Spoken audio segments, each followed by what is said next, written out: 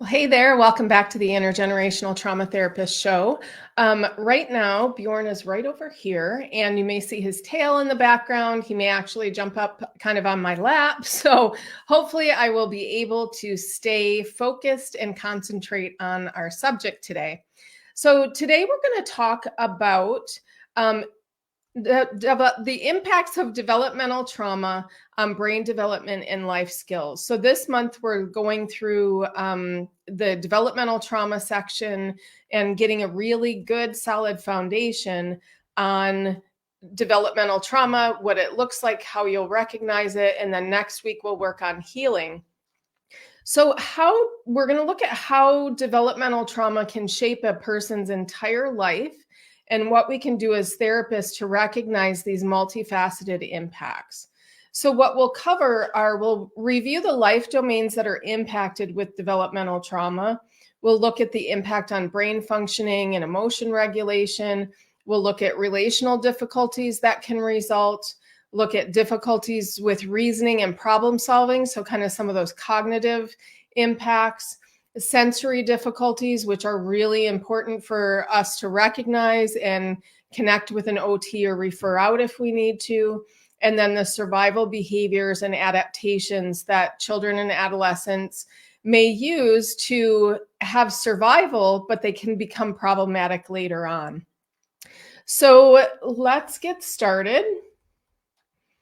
So if we look at Kolk and Spinazola's definition of developmental trauma, it's experience of traumatic incidents during developmental periods, so usually between 18 to 21, and it includes a component of relational trauma. So there's injuries in relationships, and it's usually attachment oriented. So now we're going to look at the domains. We're just going to do a quick review.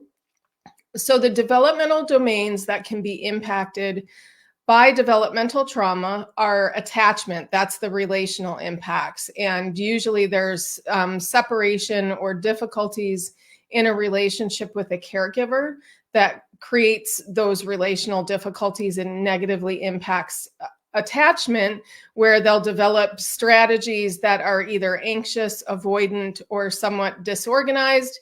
And again, disorganized is kind of a mislabel because it's actually very organized behavior. It's just very unpredictable for parents and people who are working with that child. Developmental trauma also impacts biological development. So you'll see low muscle tone, autoimmune disorders, and the sensory difficulties fall under that category. So affect or emotional regulation is another area. The next area is dissociation. Kids who've experienced developmental trauma typically have higher levels of dissociation because they have to have that skill in order to survive the situation they're in. The problem is it becomes problematic in other situations. They can have difficulties with behavioral control, so they may be impulsive, aggressive, or really shut down. There's difficulties with cognition, so the way they process information, language processing. When the brain is hijacked and they're working out of the limbic system for survival, the higher cortex isn't going to get the energy that it needs to process information and to build those foundations of learning. So you can see a lot of cognitive impacts as well. And self-concept. So there's excessive shame, guilt. A lot of times there's thoughts, those negative self-beliefs of I'm a bad kid, the world's a terrible place, nobody loves me. Those come from all that developmental trauma and the developmental impacts of that trauma. So from those impacts, what do we see in their daily life? Well, we'll see difficulties in personal relationships and social interactions. We'll see difficulties in academics and career achievements. They may have physical health and biological functions may not be where they should be. They may have much higher levels of cortisol. They may have those autoimmune impacts. And then the mental health and emotional stability will be much more difficult for children and teens who have gone through developmental trauma. So now we'll look at the impacts on brain functioning and emotional regulation. So PTSD symptoms are observable behaviors that are related to the trauma's impact on the brain structure. So there's changes in both structure and function. So the changes in structure can be that a certain area of the brain is either enlarged because it's used a lot, or it's shrunk because it's not used as much. And the functional parts are those pathways may not be as strong, particularly in emotion regulation circuits that rely on their interaction and co-regulation with a caregiver for their development. So you can see changes in the brain, both structural and functional. They may have excessive stress hormones that reduce immunity. That's where the autoimmune disorders come in. And they also deplete those hormones in adulthood sometimes. So that's a really important one to consider. And some of these changes, when we look at the environment that the child or teen has grown up in, these changes are adaptive for the environment. If you're in a highly threatening environment and you need to be hypersensitive to threat because it is a threatening environment, those brain structures and functions need to shift like that for survival. The problem is they become problematic in other situations where that danger or threat may not be at the same level or may not be present. So some of the structures are actually resilient enough to have reversible impacts. So that was really cool that I found this when I was looking on complextrauma.org, and they indicated that white matter can create new connections so that the function of these structures and the emotion regulation circuits, they can create new connections. So the kids and the teens need to have new experiences that include co-regulation and attachment to help those emotion regulation circuits develop. The hippocampus can increase in size, and actually meditation can restore telomeres. Those are the caps on the end of the DNA that as we age, they start to kind of get shorter and shorter, and that's a sign of aging. So people who've been through significant trauma, typically their telomeres become shorter. And this relates to premature death and different health complications, but medication can restore those. So meditation can restore those. So that was a really interesting thing that I found that I thought was important. So let's look at the emotion regulation challenges that we can find. And Bjorn was right over there peeking in the door. He just went inside upstairs, so I don't think he'll come back. He kind of distracts me when he's in here, but moving on. So they can have significant difficulties with all aspects of emotion regulation. And some of these difficulties come from the impacts of developmental trauma. There's a circuit that develops in utero, and there's a circuit that develops shortly after birth, that if there's trauma during these times or difficulties with attachment, it's going to cause these emotion regulation circuits to not be as strong. So what we'll see in everyday behavior is difficulty with identifying and labeling emotions. They won't know how to describe what they're feeling. They'll have difficulties with expressing emotions. So you might find a child or teen that's always angry, and it's all anger that gets expressed, but there might be sadness or anxiety, fear underneath that anger. And we'll see difficulties with emotion regulation. So their emotions may be very strong, and it's really hard to kind of regulate and pull those back in. So some specific difficulties you may see are the internalization and externalization of emotion. So internalization is kind of dampening down, tucking in, and not expressing those emotions. And when you find internalization, you may find depression and anxiety. When there's externalization, you can see a lot of anger, explosiveness, and unpredictability because it comes out and it's kind of stuck inside. It's more expressive or explosive.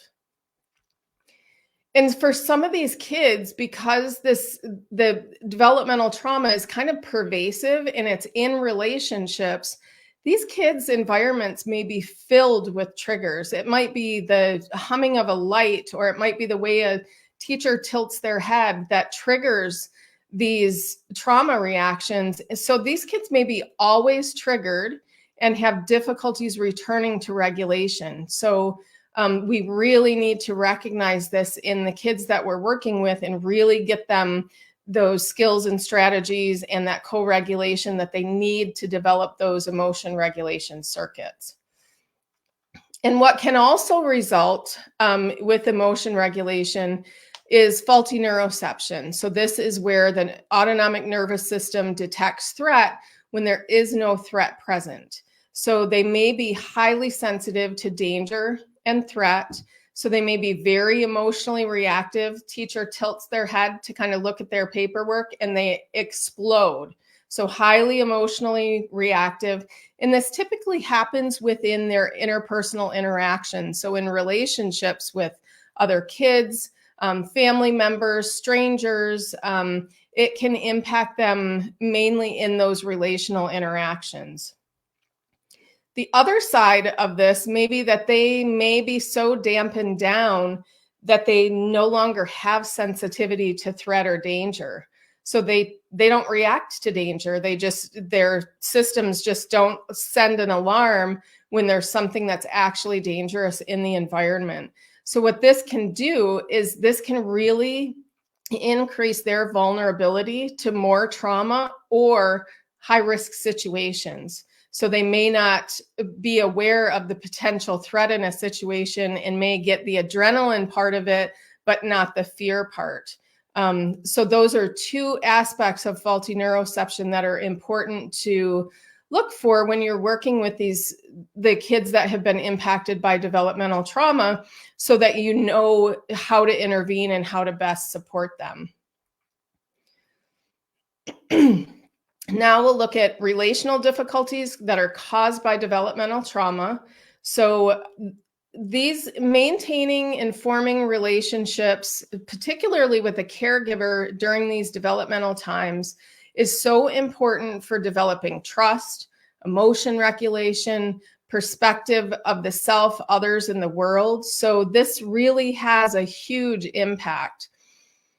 And what can happen, what you'll see is you'll see those different attachment strategies that are effective at the time, or they're productive and adaptive, but they become difficult later on. So you'll see the anxious attachment where the child pursues a lot and really needs that their caregiver's attention and comfort. Or you'll see a child that's more shut down and avoidant, and their nervous system is still looking for attachment, but they're kind of closed off or shut down to it. And then you'll see that the disorganized trauma strategies, when there's kind of a push and pull like that, where they'll pursue and pursue and pursue. And then when the caregiver becomes available, they attack because it's threatening. Because those kids with those strategies have usually had caregivers who are either scary, so they're aggressive, violent, they're threatening, or the parent's scared and the child has to step in to alleviate the parent's fear. So what we'll see out of these difficulties with attachment is we'll see the development of negative self-beliefs. I usually look around ages 5 to 7, what was happening in their life when I'm looking at these negative self-beliefs, because the brain at that time is in kind of a hypnotic state. That's why Santa Claus and the Easter Bunny are so amazing, because they understand the concept and it's just magical, and their brains absorb that. So they also absorb the messages that are sent to them. And in addition to that hypnotic state, they don't have the cognitive capacity to fact check. So They don't even think to check about Santa Claus or the Easter Bunny or if they're a good kid. They just believe what's there and they don't fact check it. So this can be the root of a lot of self-beliefs that show up later in life. They kind of go dormant and unconscious, but they really guide behavior. And this is where usually you'll see excessive shame and guilt. They'll think they're a bad person. They'll never be worth having people care about them. And you'll also see negative beliefs about other people in the world. So nobody's safe. You can't trust anyone. The world's a terrible place. And the world is against you. So you'll see those negative beliefs, and those are really important to figure out as children so that we can help them kind of shift these cognitions and move into a healthier way of seeing the self, others, and the world, so that when they're adults, it doesn't go dormant and unconscious and drives their behavior. They may have trust issues and be somewhat socially withdrawn. So they can't trust other people because they've been in these terrible situations and very threatening situations with dangerous people. But they also can't trust themselves because they probably had responses that get punished or did something that didn't work the way that they thought it would work to help keep them safe. So they don't trust themselves or other people. So this can cause them to withdraw when they're under stress. They just tuck into themselves. They don't ask for help. They won't accept help because they just don't trust themselves or other people. So the best thing that's adaptive for them at that time is just to tuck into the self. This becomes a problem later on when you're in a relationship with somebody, or when the teacher wants you to do something in class or things like that. Like, just tucking into yourself isn't adaptive under healthy, non-threatening situations. So these trust issues and social withdrawal can have negative impacts on their friendships as well. They may become too reactive or have a higher potential for aggression. So when they react, and they may be engaged in play. It might be kind of rough and tumble and fun. And then all of a sudden there's a reaction, and they may attack, or they may fight, or may feel like somebody hurt them. So that can have a huge impact on development of friendships. And the other side of that, in relationships, they may be just very distant and disconnected. It's hard to befriend these kids. It's hard for them to sustain relationships. So they lose those parts of experiences that would be healthy for them to have, experiences that are safe and co-regulating. The other aspect is that relationships, they're significant trauma reminders. So relationships have been part of the trauma. So other relationships are going to likely trigger these reactions and the symptoms. So it can create a lot of instability in relationships. There's some children who have been in significantly difficult situations, very dangerous situations as children. They get moved into foster care, and they can't stay in one home very long because of the behavior and the instability in the relationships. They break placements down because it's too much for them to be in a nice, warm, fuzzy family, which is a whole other area in training that we could do. That warm, fuzzy stuff that is supposed to be in relationships, that co-regulation, that attunement, that resonance, that can be very threatening for a child with developmental trauma. So that's where there's that instability in the relationship. And they can be re-traumatized in relationships, which interferes with their healing. So a parent may say no, or there may be one of these interactions, and the parent, the foster parent or parent may kind of clamp down and try to control the behavior because it's threatening. It's their job to kind of maintain control of the home. But it can re-traumatize the child. So it's this delicate balance of attunement, co-regulation, but not too much where it triggers all that relational trauma that they've experienced. So what you'll see in their behavior outside of family is they'll have a lot of trouble with authority. So they'll have trouble with teachers. They don't want them telling them what to do, but that's what teachers do. They may have trouble definitely with police. Police are a very strong authority figure, and they may have had really bad interactions with them. They may have difficulties with social workers. And they may also have difficulties with doctors where they don't want to, it's too threatening and vulnerable for them to kind of submit to an exam or to allow somebody to look in your nose and your mouth because it's too physically close and it's too threatening for them. So the next area we're going to talk about are the impacts on reasoning and problem solving, and these are more of the cognitive effects.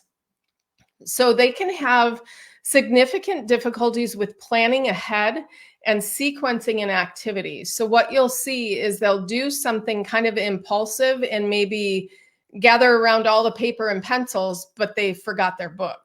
Or they will do parts of it. They'll consume everything that they needed for an art project, not thinking that ahead of time they may need more of that substance for their project.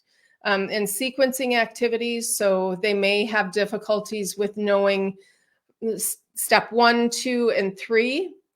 So they may jump ahead. They may run outside to catch the bus, but they forgot their coat. So they'll go back in and get their coat, and then they'll maybe get their lunch, and then they'll go back outside, and then they'll realize they forgot their mitts, and then they'll go back in. So you'll see a lot of difficulties with sequencing chains of behavior that should really be kind of automatic. Because of how they've grown up and that their brains have been solely focused on survival, they haven't had problem-solving experiences, and they haven't had an adult that may help them work through different problems. So they're going to have a lot of limitations in knowing how to solve problems in daily life and relationships, just because they've been living in survival mode for so long. They'll have greater difficulties learning and retaining information, so it'll look like they have memory problems, which trauma can definitely impact their memory. They may be impulsive due to the reactions to trauma reminders. So they may look like they're bouncing kind of all over the place and too energetic, and maybe people think they have ADHD, but they're highly anxious and activated because there's a trauma reminder in the classroom, in the home, that is driving that behavior, and the impulsivity has a different root. It's the root of being under threat. And this can interfere with learning and memory in a classroom, interferes with relationships, interferes with self-concept, all of that. We also see significant difficulties with learning, so learning difficulties and language difficulties due to the lengthy periods during development that the brain has been hijacked. So the learning and language is in your higher cortex, but when you're in a state of threat detection and survival, all the energy in your brain goes to different structures, usually the limbic system, so that they have really spotty learning patterns that when they were highly activated, which is a lot of the time, they don't form those memories or the language or things that that you'll see. So you'll see actually learning deficits and language difficulties. So the implications for education, they're significant. They usually have poor academic performance, which again further impacts their self-concept. Now, there are some kids that school is their saving grace, and school is an area where they find a lot of resilience. They may have been able to establish safety with teachers, staff, that then that's where they kind of hunker down and they have a safe experience. They excel at learning, helps their self-concept, So you can see them actually overachieve or be very achievement oriented because this is the pocket of their life that is going well and they have that safety and co-regulation.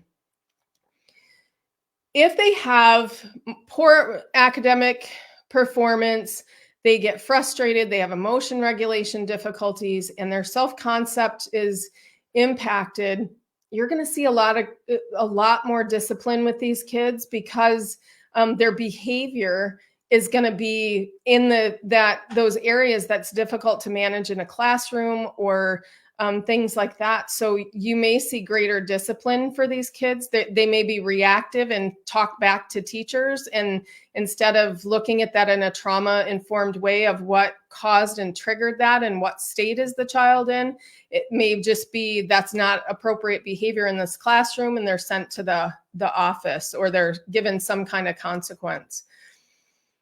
These difficulties in this discipline in some ways may increase trauma exposure because they already have difficulties in relationships and feeling like they can connect and be close to adults and people in their lives. And it also increases those negative self-beliefs. So if you get kicked out of class 3 days out of 5, you're going to be seen, your peers are going to see you, and you're going to develop the self-concept of I'm a bad kid, or I'm stupid, or I'm never going to learn. So it's really important to look at these impacts because they have these developmental impacts have a direct impact on their education and their performance. So as they age and they get into the workforce, they're going to have a lot of difficulties just getting a job and sustaining a job. So they may not interview well. They may not have the confidence or the knowledge to go and apply for a job. And they're going to have trouble sustaining employment because the relational difficulties, the emotion regulation difficulties. So there's really high impacts for kids who are impacted by developmental trauma. So they'll have difficulty in the work setting, learning new skills and information. So a cash register may be extremely overwhelming. And once you learn the cash register, then you have to know how to work the debit machine or how to work some machinery in the store or place that you're working. They may also have difficulties planning ahead, so their work may be less efficient. They may have to go back and forth to get supplies. They may do one thing and then it offsets or causes difficulties in another aspect of their work because they didn't plan ahead. And those sequencing activities, they may kind of, if you have step 1, 2, 3, and 4, they may kind of bounce back and forth and not be able to get that sequence correct. They may also engage in high-risk behavior in the work setting. So stealing, conflict with coworkers, conflict with customers, because of that defensiveness and that neuroception of threat and faulty neuroception of threat. So the work relationships with other staff or customers or clients is also likely to be impacted. And they may need a lot more support in developing these skills to enter the workforce. Sensory difficulties are something that we really need to keep an eye on because these can drive behavior, and our therapy skills really may not touch on those unless we have sensory kind of backgrounds or have taken additional training in that. And this may require a referral to an OT to really get a clear assessment and clear interventions and strategies for the sensory difficulties that kids impacted by developmental trauma may have. So sensory experiences, when they experience lights, heat, sound, all those things, they may be either over-responsive or under-responsive. So they may have significant reactions to any sensory information like sound, smell, touch, the lights. They may not be able to tolerate that, and it may dysregulate them more. They may report pain or discomfort, but there's no physical cause. So they'll go to the doctor will examine them. There's no physical cause, but they still have this pain and discomfort because of the hypersensitivity. The flip side of that is they may lack responsiveness. They may be unaware of pain, touch. They may not feel things touching them. And they may not have a good awareness of their internal signals or their interoception. So this could result in huge injuries and they're not even aware of them. They may not be aware of something, an ache or a pain, and they continue to walk on it. So these difficulties with sensory stimulation, particularly in school, negatively impacts their behavior and their social interactions.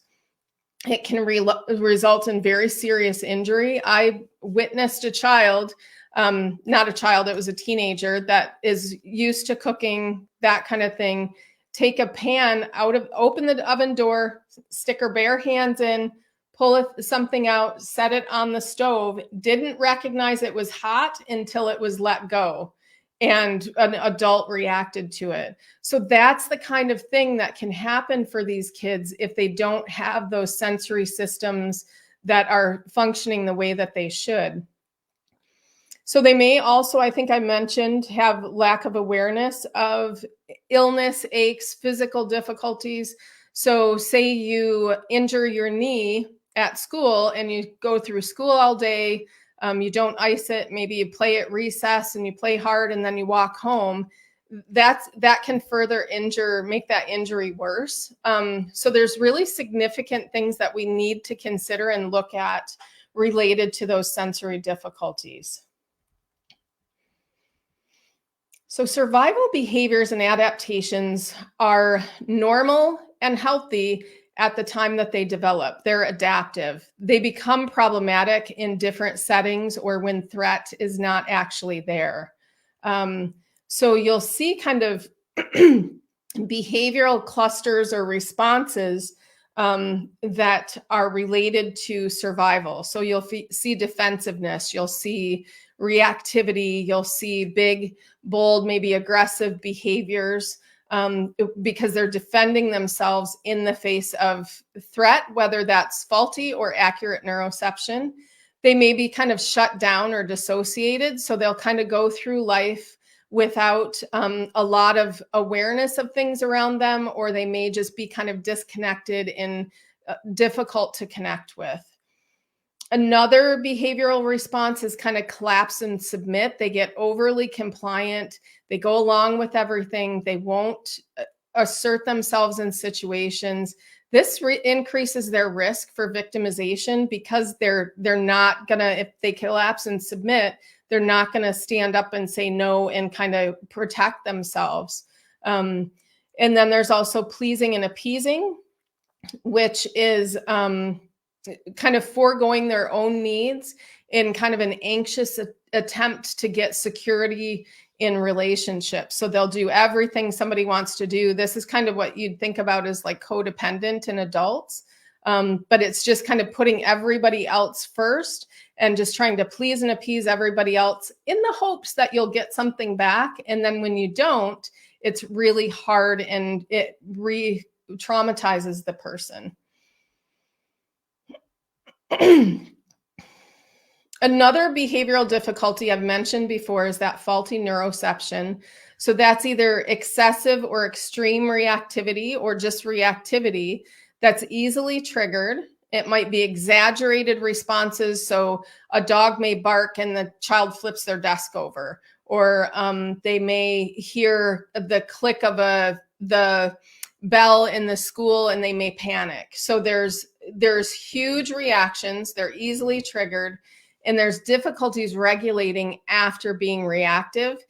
And it may not even be something that is a true threat or danger. So that's that faulty neuroception, but it's big and it's strong in kids who've had these experiences.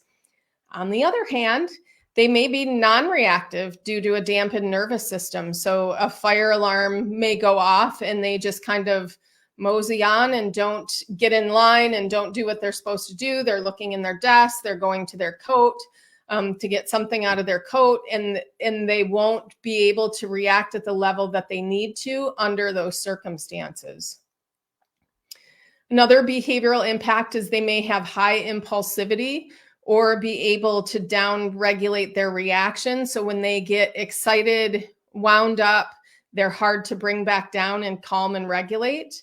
And there may be difficulties with understanding consequences for behavior. So if they have faulty neuroception, another student has said or done something, looked in a certain way, they react to that aggressively, or they're going to justify that kid threatened them.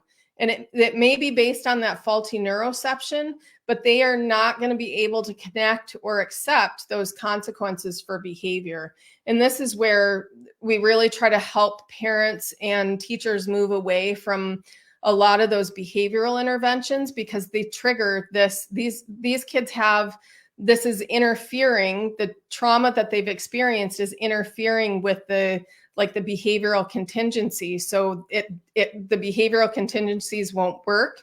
They may escalate the behavior. It's important to remember that for these children and teens, the neuroception that they have, whether it's faulty or not, is very real to them. They may feel justified for taking action due to that faulty neuroception. So they have experiences of needing to defend themselves that they're going to stick to because it's a survival response. So interactions with them, you may find that they're oppositional, unpredictable, aggressive, or in extreme. So you may find that on one hand. On the other hand, they just may be non-reactive. Their nervous system is dampened down. They don't have the neuroception in dangerous situations doesn't kick off. So they may look over-controlled. They may be very rigid, or they may be very compliant with authority. So they don't ever talk back or give information that an authority may need in a situation. They don't give it that, and it could help that situation. So you'll also find higher levels of dissociation in kids, sometimes in teens that have developmental trauma. They can look really inattentive, daydreamy, kind of out of touch. They may look like they have inattentive ADHD, but it's this dissociation where their brains just kind of check out in order to protect themselves under situations that they have neuroception telling them that they're dangerous, or it might be faulty neuroception. So another area to watch for, more with teens, but it can be in younger kids too, is high-risk behavior. So you'll see self-injury, head banging, things like that, like pushing other children in dangerous situations. You'll see kind of that self-injury or high-risk behavior. Teens, you'll start seeing stealing cars, drug abuse, sexual behavior, and running away. And when you ask these kids about like stealing cars, they're usually kind of have dampened nervous systems. They don't feel much, but boy, when they steal that car, they fully come alive and they feel everything. So that's where high-risk behavior can become really problematic. They're using it to regulate their nervous system, but there's huge, huge consequences for that. So now we're going to look at adaptive versus maladaptive, these behavioral responses, because these responses are protective and adaptive when they're developed. They become difficult later on in other relationships or other settings. So the root of the behaviors are adaptive at one time. The high sensitivity to threat supports their survival, and so does dampening their nervous system. So we all have these responses. Theirs have just been triggered so much, and they need these for survival. So that's the root of these behaviors, was adaptive at one time.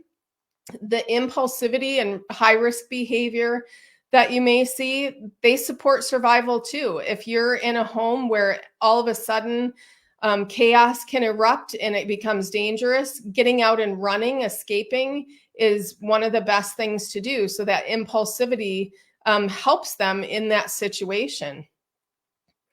Resilience. So I look at these maladaptive behaviors as resilience in one situation that's no longer useful and it becomes maladaptive. So being able to escape a high risk situation, that is a form of resilience and survival. You just can't do it everywhere, but this is where that neuroception comes in, and the faulty neuroception causes them to react like this or not react, and then there's further harm that can come to them. So that was a wide range of how developmental trauma can impact brain development and resulting life skills or life outcomes. So we've looked at the life domains that are impacted with developmental trauma. We've looked at the impact on behavior regulation and emotional regulation.